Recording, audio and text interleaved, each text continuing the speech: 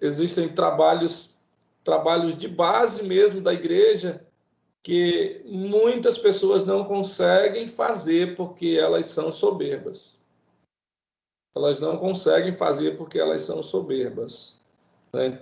A região que eu pastoreio aqui em Rio Branco é no bairro mais perigoso da capital, considerado, né? Eu não acho, mas pelos jornais é considerado o bairro mais perigoso da capital. E a gente, para muita gente que está de fora, é perigoso, né? Mas para a gente já está praticamente acostumado e a gente não acha perigoso. Mas aqui é preciso a gente servir de maneira muito extrema. Por exemplo, a gente ganha pessoas aqui do crime organizado, não sei se vocês acompanham os noticiários, e ultimamente agora a gente ganhou um rapaz e ele veio devendo o crime. E depois dele na igreja, o pessoal querendo matar ele, né? Eu tive que ir lá dentro do sistema deles lá, mesmo com o chefe do bairro, tive que ir lá dentro falar com ele. Perguntei quanto era que ele estava devendo, ele disse. Eu perguntei se não tinha como ele deixar aquilo para lá, que ele não tinha condições. Ele disse, pastor, lamentavelmente não tenho porque não é para nós. Se fosse para nós, a gente liberava, mas aí contou lá a situação para quem era. E a gente está pagando esse dinheiro que ele devia. A gente está pagando esse dinheiro que ele devia para não matarem ele, né? E aí eu já aproveitei, já evangelizei lá dentro do sistema deles lá e servir, entendeu? É isso, eu acredito que a gente precisa descer, se humilhar, né? Descer, se humilhar, se esvaziar de si mesmo, porque senão a gente não consegue ser semelhante a Jesus. E a gente faz isso aqui para a gente, não é nada do outro mundo, entendeu? A gente desce tranquilo, sai tranquilo e é respeitado porque é o nosso serviço no reino de Deus. Mas é preciso isso que eu estou falando para vocês. Qualquer aspecto que a gente for servir, é preciso descer do pedestal, né? É preciso descer mesmo. E para gente encerrar aqui, a outra barreira que muitas pessoas colocam para não servir se chama obedecer, que é o que Jesus fez aqui, sendo obediente até a morte e morte de cruz. Sendo obediente até a morte e morte de cruz. Irmãos, a gente tem como a gente servir, pastor, sem ser em uma igreja, sem estar obedecendo um pastor, uma liderança? Claro que tem. O reino de Deus, ele não está preso a isso. O reino de Deus está dentro de nós, né? O reino de Deus está dentro de nós. Agora tem um porém. Você, como cristãos, como alguém que quer fazer parte do corpo de Cristo, a gente precisa ter comunhão com o corpo. E o nosso serviço no reino de Deus, ele só será um serviço amplo e mais completo se ele for um serviço integrado ao corpo de Cristo. Nós precisamos de uma identidade, nós precisamos de uma igreja local, nós precisamos compartilhar, a gente precisa também receber isso que eu estou falando das pessoas, né? Ter aquela aproximação lá do início que eu falei para vocês sobre as igrejas de base, as igrejas menores, aquela questão do pegar na mão, do abraçar, do visitar, do ser visitado, né? A gente tem muitas pessoas aqui na cidade que elas pertencem a determinadas igrejas, mas quando elas morrem, não aparece ninguém da igreja delas, porque elas congregam em igrejas onde ninguém conhece ela, onde ninguém sabe quem elas são, né? Conhece o nome delas porque está lá no envelope do dízimo, alguma coisa assim, entendeu? Mas a grande questão é que muita gente não quer se submeter a uma liderança, a uma igreja organizada, instituição, a algum tipo de liderança porque não quer se submeter exatamente porque para servir é preciso obedecer, né? Preciso obedecer. Mas eu não obedeço a homem, só obedeço a Deus. É muito complicado quando a gente pensa assim, porque a gente está se distanciando daquilo que o próprio Senhor estabeleceu. Princípio de ordem e liderança para a sua igreja, para que o seu reino seja estabelecido com ordem na terra, né? E, de certa forma, digamos assim, supervisionado por líderes que o próprio Senhor levantou, como Paulo fala aos Efésios capítulo 4, versículo 11, que ele mesmo deu uns, aí cita lá, apóstolos, profetas, pastores, querendo o aperfeiçoamento dos santos. Observe que é querendo o aperfeiçoamento, não é para salvação, não é para santificação de ninguém, é querendo o aperfeiçoamento, querendo o melhor, querendo... Então, quando a gente fala em servir, geralmente as pessoas já dizem logo, eu não quero saber de ministério, não quero saber disso ou daquilo, porque tem que obedecer alguém, né? E a gente esquece que Jesus foi obediente e obedeceu até a morte de cruz. Eu tenho certeza que o que qualquer liderança exige de nós jamais será morte, jamais será cruz, jamais será alguma coisa desse tipo, né? E obedecer é algo que veio para nós através de Cristo Jesus, não é algo da vontade humana. É claro que eu entendo, irmãos, eu entendo que hoje, quando se fala de igreja, de instituição, a gente está falando de pessoas também que estão se aproveitando para manipular outras, para tornar o rebanho particular deles, né? De massa de manobra, coisas dessa natureza. A gente vê muitas coisas, mas eu tenho certeza que todos vocês são sensatos e estão em igrejas onde vocês podem confiar em seus pastores.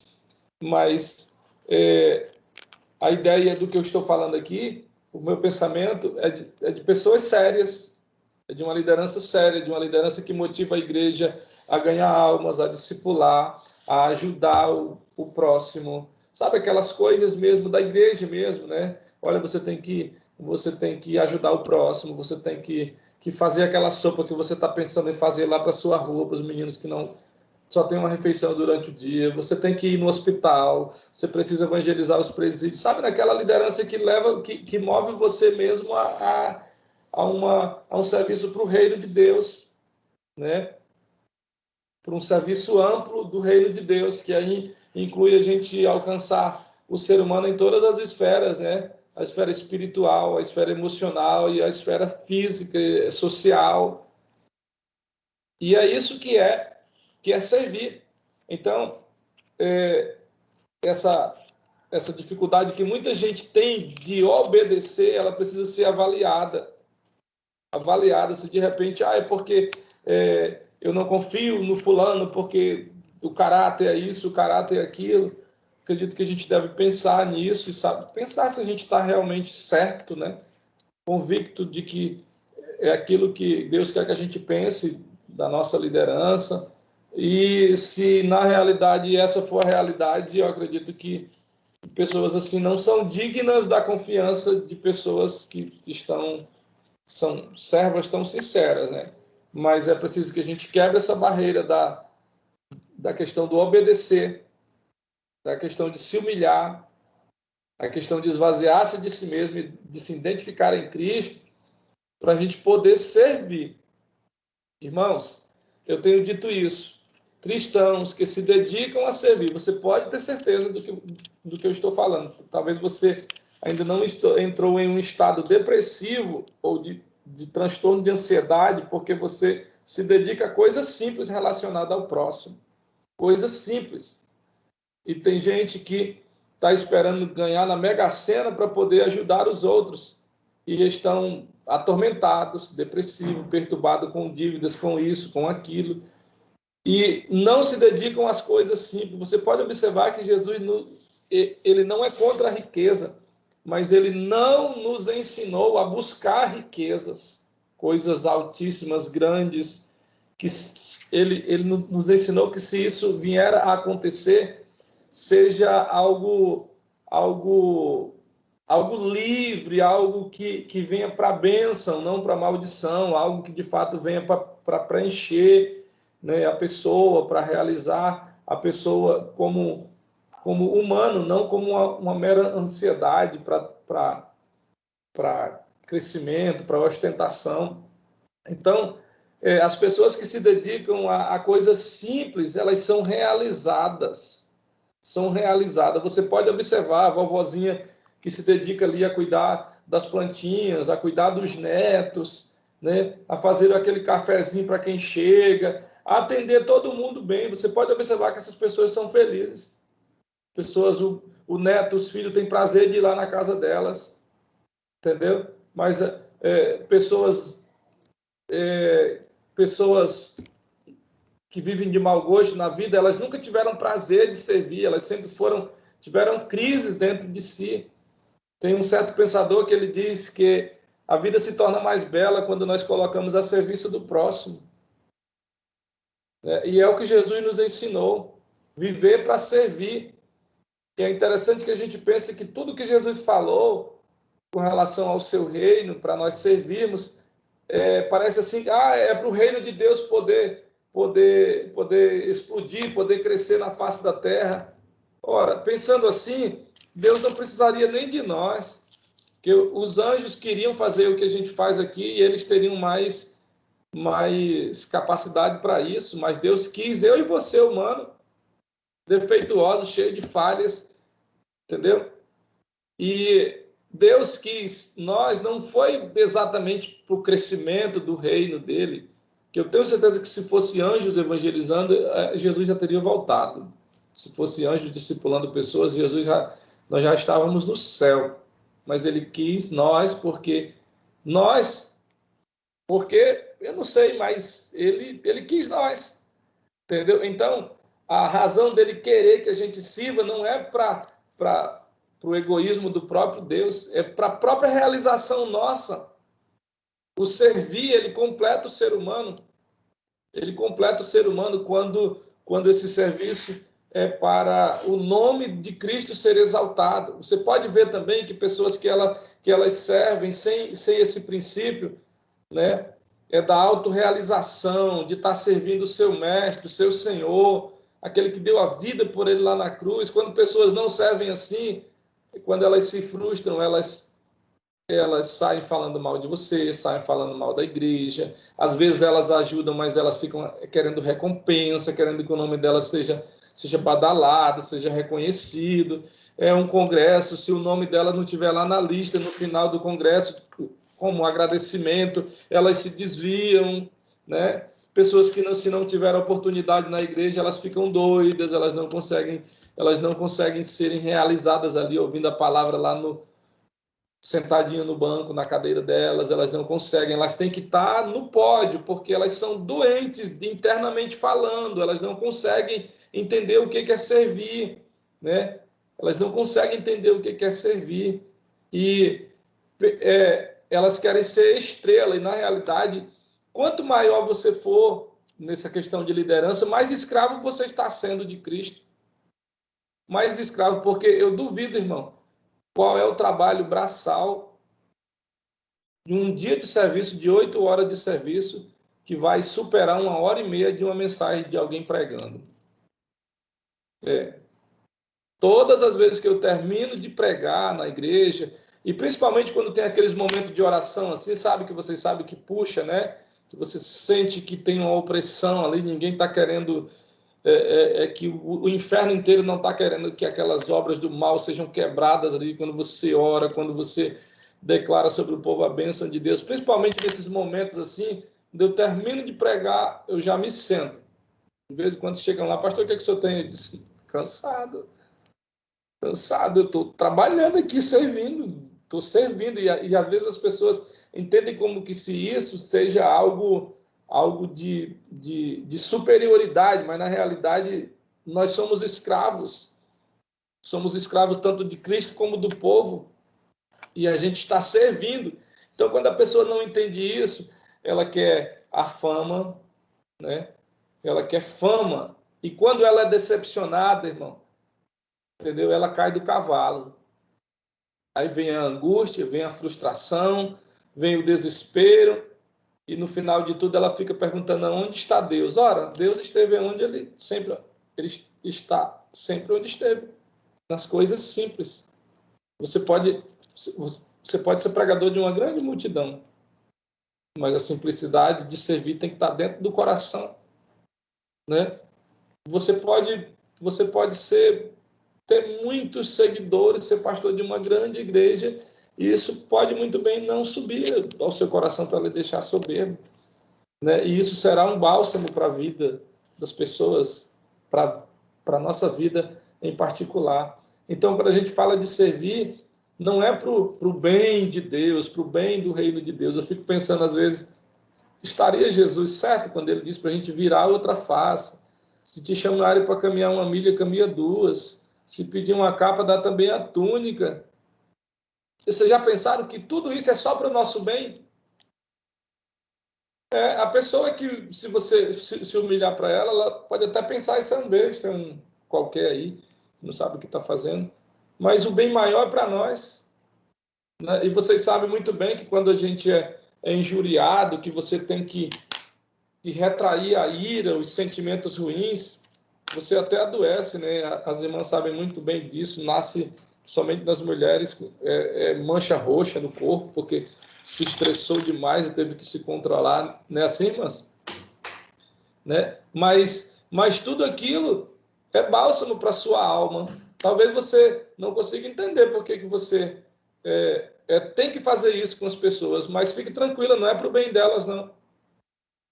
Jesus já sabia, isso será para o seu bem, que você precisa continuar servindo, entendeu? Por isso que ele diz que quando você for injuriado e perseguido, você tem que exultar e se alegrar, porque o seu galardão será grande no céu.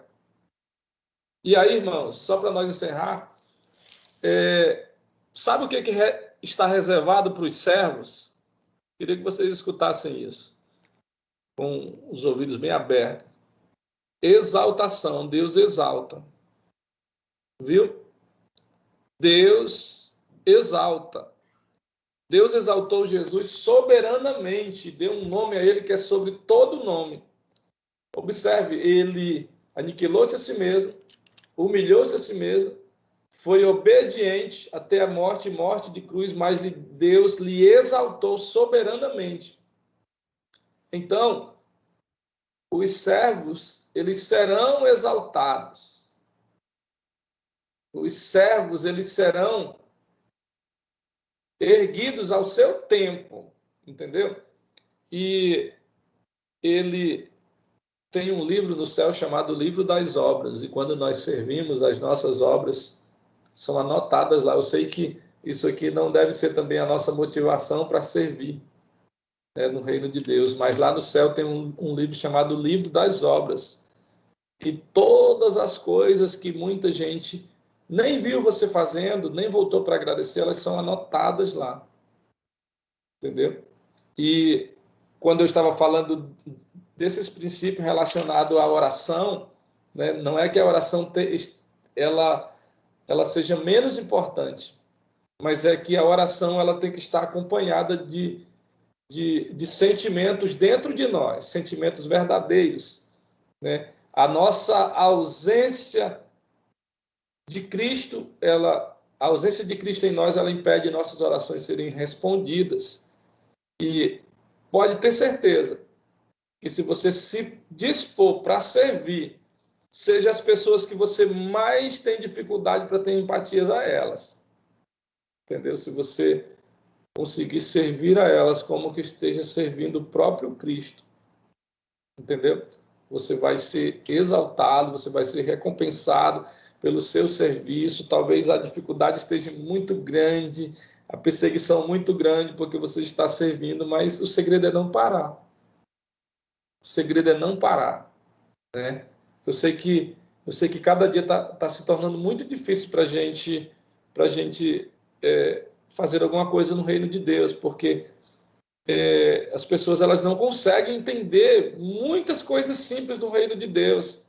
E às vezes o que você faz é tido como algo muito muito contrário do que as pessoas querem, entendeu? Mas você tem que ter certeza de que o que você está fazendo é para humanos, entendeu? Quando a gente serve humanos, irmãos, pessoas, a gente está servindo no reino de Deus. Amém? A gente está servindo no reino de Deus. Observe uma coisa, que às vezes a gente diz que não quer fazer isso ou aquilo para determinadas pessoas por simples sentimentos nossos.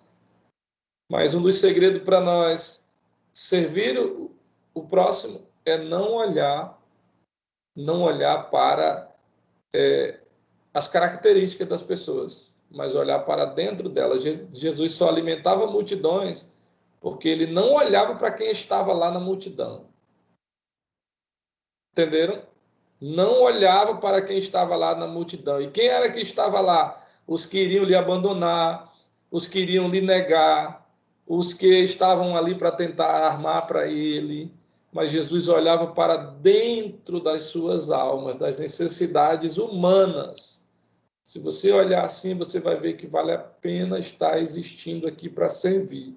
Vale a pena estar lá na igreja para servir, nem que seja o serviço mais simples que colocarem você para servir, né? Nem que seja limpando o banco, o banheiro, mas você está servindo pessoas ali, humanos, que vão se sentir bem no reino de Deus com o seu serviço, nem que seja evangelizando, sabe, indo buscar as pessoas mais desprezíveis dessa sociedade, nem que seja pagando o preço do discipulado ali por alguém, entendeu? Aquela visita, aquela pessoa que todo mundo abandonou porque ela não consegue largar os vícios, largar o pecado, largar seja lá o que for, mas você não está fazendo para o pecador, você está fazendo para o humano que Jesus disse que ama. Ele amou o mundo, pessoas de tal maneira, e é a elas que nós temos que servir. Amém?